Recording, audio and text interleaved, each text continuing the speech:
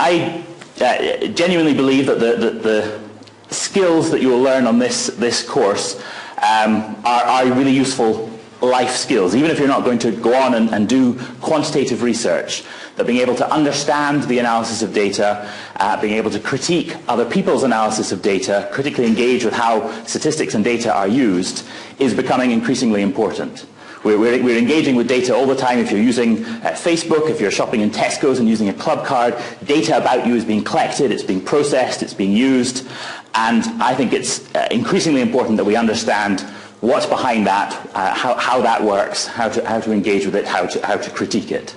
So even if you don't see yourself as a quantitative researcher, I think some of the core skills that you'll learn on this module will be really valuable, and I think it's increasingly important that people are data literate. I know a lot of people will be worried. I think the biggest barrier to learning some of these topics is the fear.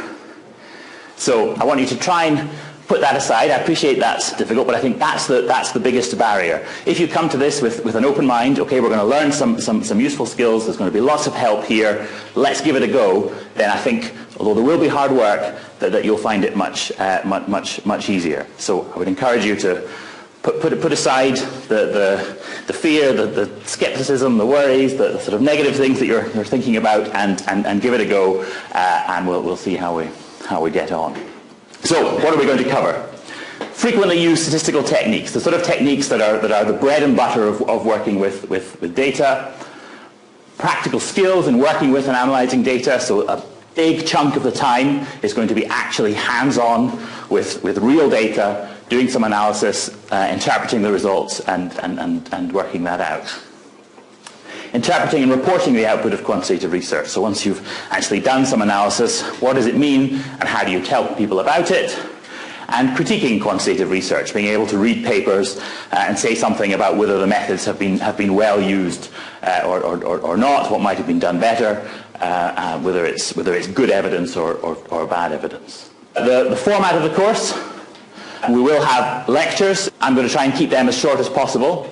We have pointed you to a lot of preparation material with some podcasts, some videos, some reading, and some of the self-assessment quizzes. So hopefully you're a bit familiar with some of the key ideas. We will go over them all in the lectures, but I'm going to keep that quite short. And breaking up those lectures will be practical. So the bulk of our time will be working on the computers with the software and with colleagues coming around and helping out. We'll have some demonstrations to liven things up a bit. I don't want to promise too much, but we'll see. Collaboration as well. So I'd encourage you to work together with the person next to you, with the people around you. So do feel free to ask them for help, to talk about what you're working on. You don't have to sit in silence at all. This is collaborative.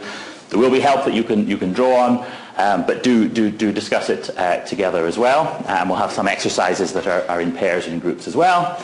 And we will have a competition as well, which you'll have to wait and see about. So you can eagerly anticipate that. A competition with a prize, no less.